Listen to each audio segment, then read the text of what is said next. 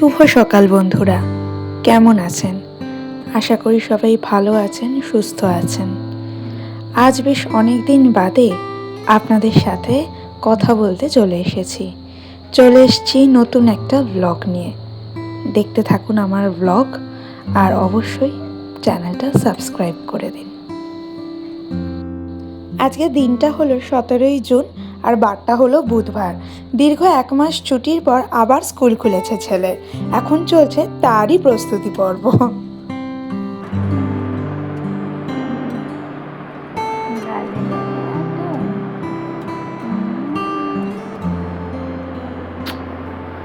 Good morning. Good morning. আজকে আমাদের ব্রেকফাস্টে পাউরুটির পোলাও, সেটাই অল্প করে ছেলেকে টিফিনেও দিয়ে দেবো। আজকে থেকে স্কুল খুললেও আজকে থেকে ওর মেন স্কুল নয়, আজ থেকে 3 দিন চলবে ওর সামার ক্যাম্প। সেটার জন্যই বিভিন্ন ক্রাফটের জিনিসপত্র ওর ব্যাগে রেডি করে দিচ্ছি। আজকে ফার্স্ট ডে হবে ক্রাফটের কাজ। ছেলেকে স্কুলে পাঠিয়ে চলে এসেছি বিছানাটা গুছিয়ে নিতে। এই বিছানা গুছাবো আর তার সাথে আপনাদের সাথে শেয়ার করব যে কেন আমি এতদিন ব্লগ করিনি। ছেলে যখন প্রথম স্কুলে ভর্তি হয় তখন আমার লাস্ট ব্লগ কিডজিতে, তো তারপর থেকে আমি ব্লগ কন্টিনিউ করতে পারিনি প্রচণ্ড ব্যস্ততার কারণে। এবং আমার মনে হয়েছিল যে আমি যেহেতু তখন ছেলেকে স্কুলে গিয়ে আমাকে স্কুলে বসে থাকতে হতো, তো সেহেতু অনেকটা টাইম আমার চলে যেত এবং বাড়িতে যে কাজগুলো থাকতো সেগুলো অনেকটা টাইম আমার লেট হয়ে যেত, আমি আর এডিটিং করে উঠতে পারতাম না। তো সেই জন্যই আমার অনেক দিন হয়ে গেল, অনেক দিন কি বলছি, প্রায় বছর হয়ে গেল আমার ব্লগ দেওয়া হয়নি। কিন্তু আমি আশা করব এখন থেকে আমি চেষ্টা করব যে আমি ব্লগ দেওয়ার। এখন ছেলে সিনিয়র কেজিতে পড়ে, কিডজিতে আর পড়ে না। শাইনি ইন্টারন্যাশনাল আমাদের এখানে, তো সেখানেই কাছাকাছি, স্কুলটা বেশি দূর না, সেখানেই পড়ছে। তো সেইখানে দিয়েছি বলে বেশ সময়, এখন বাসেও যায়, একটু বড়ও হয়েছে, তো আমার হাতে কিছুটা সময় পাওয়া গেছে। তা প্লাস আমার হাজব্যান্ডও বারবার বলছে যে তুমি ব্লগটা কন্টিনিউ করো, তুমি পারবে করতে। তো ঠিক আছে, চেষ্টা করে দেখি, আবার করে শুরু করলাম। আর আপনারাও আমার সাথে থাকুন।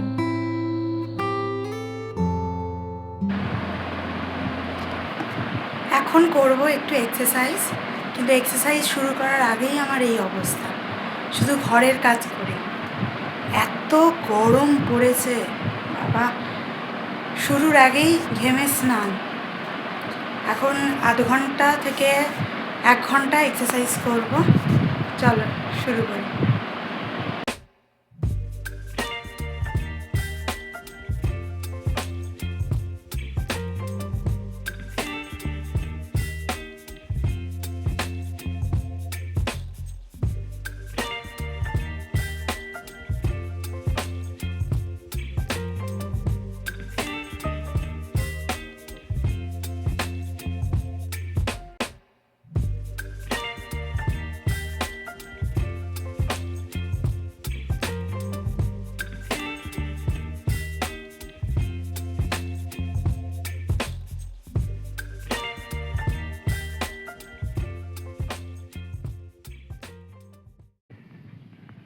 হয়ে গেছে এক্সারসাইজ করা, প্রায় 45 থেকে 30 মিনিট, 45 থেকে 1 আওয়ার এক্সারসাইজ করেছি। এবার যাব নিচে, একটু বসবো পাখার তলায়, দিয়ে তারপরে নিচে যাব। নিচে গিয়ে রান্নাটা করি, প্রচণ্ড খিদেও পেয়ে গেছে, জলখাবার খাবো, তারপর রান্না করব, তারপরে স্নান করব। এখন স্নান করে নিতে পারতাম, কিন্তু যেহেতু রান্না আছে, আবার ঘামবো, আবার স্নান করব, পরে গিয়ে 2-3 বার স্নান এমনিতেই হয়ে যায় সন্ধেবেলার দিকে, রাত্রিরে শোয়ার আগে, গরমকালে অবধারিত এগুলো স্নান হয়ে যায়। কিন্তু আবার আর দরকার নেই, একেবারে রান্না করে নিই। সেই যা গরম দিচ্ছে, আমি একটুখানি মানে মানে এসির বাইরে যারা থাকছে, নর্মাল ফ্যান চললেও গরমই লাগছে, প্রচণ্ড ঘাম হচ্ছে। তো রান্না করে নিয়ে তারপরে স্নান করব। নিয়ে বসে পড়েছি ব্রেকফাস্টের পর শুরু করে দিলাম রান্না। করব মুসুর ডাল। ওইদিকে মুসুর ডাল সিদ্ধ বসিয়ে দিয়েছি। অল্প একটু নুন দেব আর হলুদ দেব, তারপরে 2টো কাঁচা লঙ্কা দিয়ে সিদ্ধ করে নেব। আর এইদিকে কেটে নেব কুদলি। ভাজা খেতে ভীষণ ভাল লাগে আমার। ঝটপট কুদলিটা কেটে নিই আগে।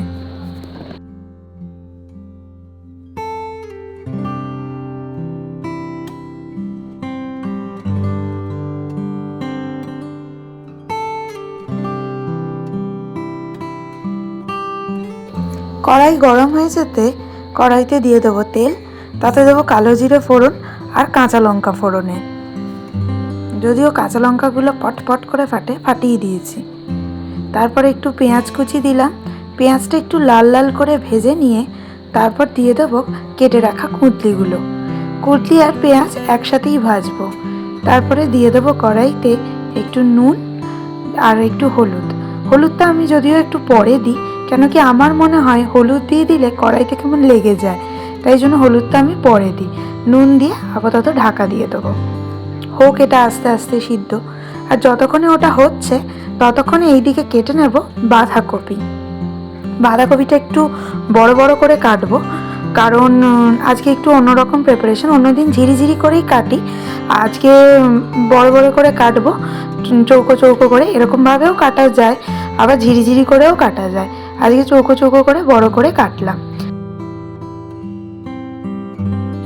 মাছগুলো বেশ কিছুক্ষণ আগে ফ্রিজ থেকে বার করে জলে ভিজিয়ে রেখে দিয়েছিলাম। সেখান থেকে যে কটা মাছ লাগবে সে কটা নিয়ে বাকিগুলো আবার ফ্রিজে তুলে এসেছি। ধোয়া মাছগুলোকে নুন আর হলুদ মাখিয়ে সাইড করে রেখে দিয়ে দেখতে গেলাম কুদলিটা হয়েছে কিনা। দেখলাম কুদলিটা হতে আর একটুখানি বাকি আছে ইন্ডাকশানে, তাই ভাবলাম ডালটাকে ফোড়ন দিয়ে নিই। কড়াই গরম হতে অল্প একটু তেল দিয়ে দিয়েছি 5 ফোড়ন, আর এই সিদ্ধ ডালটা দিয়ে দিলাম। তারপরে একটু ডাল ধোয়া জলও দিয়ে দিলাম। হোক ডালটা আস্তে আস্তে ফুটুক। ডালটাকে যেহেতু ইন্ডাকশানে বসিয়ে দিয়েছি, তাই ডালের যে গ্যাসটা খালি হলো, ডাল সিদ্ধ হচ্ছিল, সেই গ্যাসে ভাবলাম ভাতটা বসিয়ে দিই। অনেকগুলো রান্না তো, তাই 3টে জায়গায় বসিয়ে দিই, তাহলে তাড়াতাড়ি হয়ে যাবে। রান্নার মাঝখানে আমি 100 বার হাত ধুই, ওটা একটু আপনারা দেখে মানিয়ে গুছিয়ে নেবেন।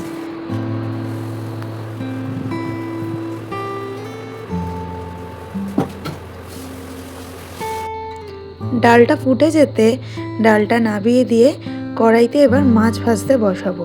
তো কড়াইতে বেশ কিছুটা তেল নিয়ে নিই, তারপরে মাছগুলো একটা একটা করে ছেড়ে দিলাম।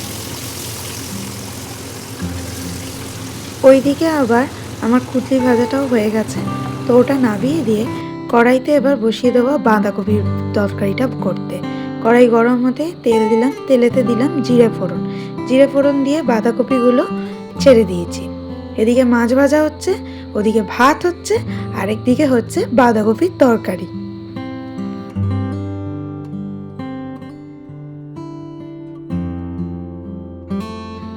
মাছগুলোর 2 পিঠ ভালো করে ভেজে নিয়ে এবার তুলে নিচ্ছি। এবার হবে মাছের একটা ঝোল।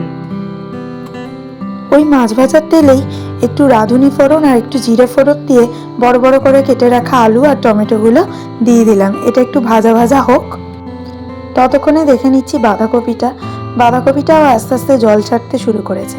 এটা ভাজা ভাজা হয়ে এলে এতে একটা গুঁড়ো মশলা জল দিয়ে গুলে রেখেছিলাম, হলুদ গুঁড়ো, লঙ্কা গুঁড়ো, জিরে গুঁড়ো, সেই মশলাগুলো দিয়ে ভালো করে কষিয়ে নিয়ে দিয়ে দেবো জল।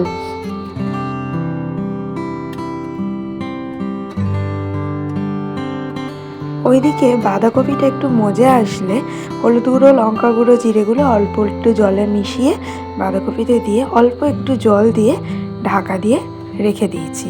আর প্রচণ্ড গরম যেহেতু লাগছিল, তাই ভাবলাম যে রান্নার মাঝখানে একটু আম পান্নার শরবত করে খেয়ে নিই।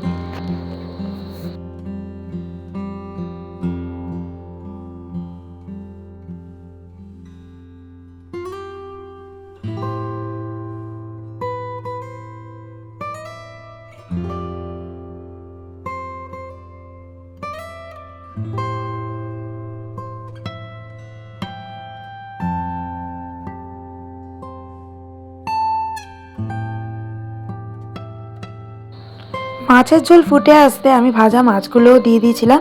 অলমোস্ট হয়ে গেছে আমার মাছের ঝোল। তারপরে আমি বার করলাম কি দেখুন, এটা হচ্ছে মৌরলা মাছ। মৌরলা মাছটা আনা ছিল, আমি ভুলেই গেছিলাম এতগুলো রান্নার মাঝখানে যে মৌরলা মাছটা ভালো করে ধুয়ে নিয়ে পরিষ্কার করে নিয়ে ভাবলাম যে মৌরলা মাছের টক করব।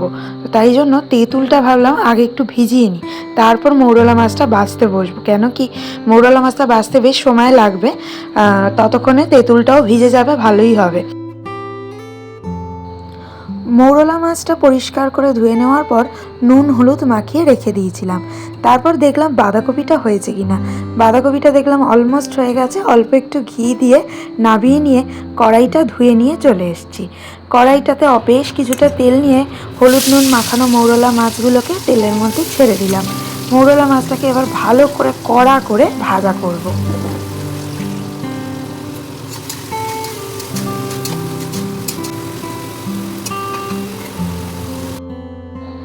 অর্ধেকটা মৌরলা মাছ পেঁয়াজ দিয়ে ভাজি করব, আর অর্ধেকটা মৌরলা মাছের টক করব।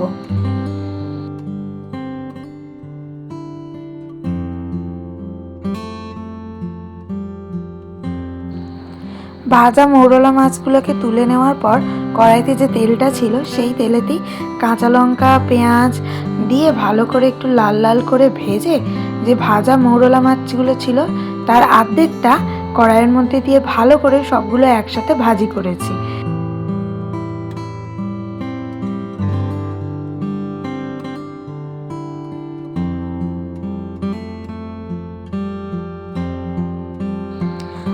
আর মৌরলা মাছের টক করার জন্য কড়াইতে অল্প একটু তেল দিয়ে 5 ফোড়ন দিয়ে তেঁতুলের কাঠটাকে বের করে দিয়ে দেবো।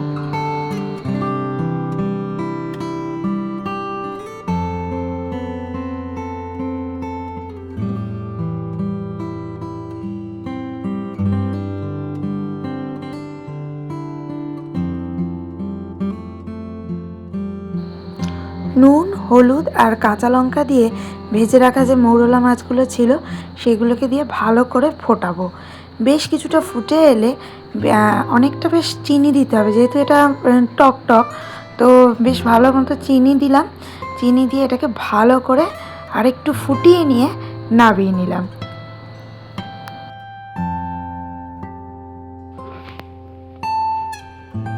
কেমন হলো স্কুল?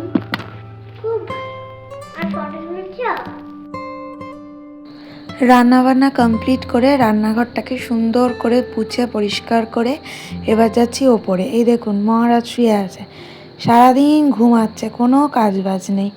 যাই হোক, এবার ছেলে যেহেতু চলে এসছে, সে স্কুলে কি করলো না করলো সব গল্প এখন বেশ কিছুক্ষণ বসে শুনতে হবে, ঘামটাও শুকাতে হবে, তারপর ছেলেকে পাঠাবো স্নানে। এই ক্রাফটটা ওদের স্কুলে আজকে করিয়েছে। হয়ে গেছে রান্না, এবার যাব স্নানে। গরমে ঘেমে সেদ্ধ হয়ে গেছি, তার মধ্যে হয়ে গেছে লোডশেডিং। ছেলেও চলে এসছে স্কুল থেকে, ওকে কিছুক্ষণ নিয়ে বসেছিলাম ঘামটা শোকানোর জন্য, কিন্তু শোকাবে কি করে গরমে, মানে লোডশেডিং, কারেন্ট চলে গেছিলো, সেই জন্য ঘেমে স্নান হয়ে যাচ্ছিল। এখন স্নানে ঢোকালাম, দিয়ে কারেন্ট এসছে, এবার ওকে বের করে তারপরে আমি স্নান করতে যাব। স্নান করে চলে এসেছি ঠাকুর ঘরে। আজ অনেক দিন বাদে আপনাদের সাথে আমাদের ঠাকুর ঘরটা শেয়ার করছি। এই হচ্ছে আমাদের ঠাকুর ঘর। কিছুক্ষণ এখানে সময় কাটাবো, প্রার্থনা করব, তারপরে যাব নিচে।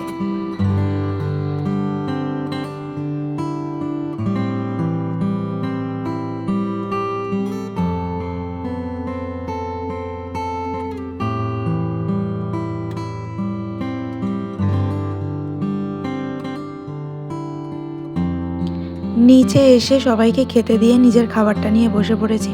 আরেকজন এখানে মুখে নিয়ে বসে আছে, কখন শেষ হবে কে জানে। এখন আমরা কি করব বলো? ভিডিও ঠিক করছি। এখন আমরা কি করব বলো? বলো।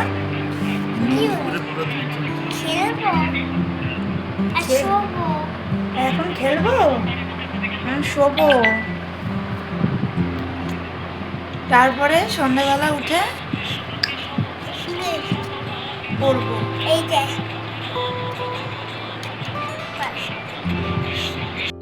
চলুন এটাকে ঘুম পাড়াই। আর আজকের ব্লগটা এখানেই শেষ করছি। আর একটা নতুন ব্লগে দেখা হবে। ভালো থাকবেন সবাই, সুস্থ থাকবেন।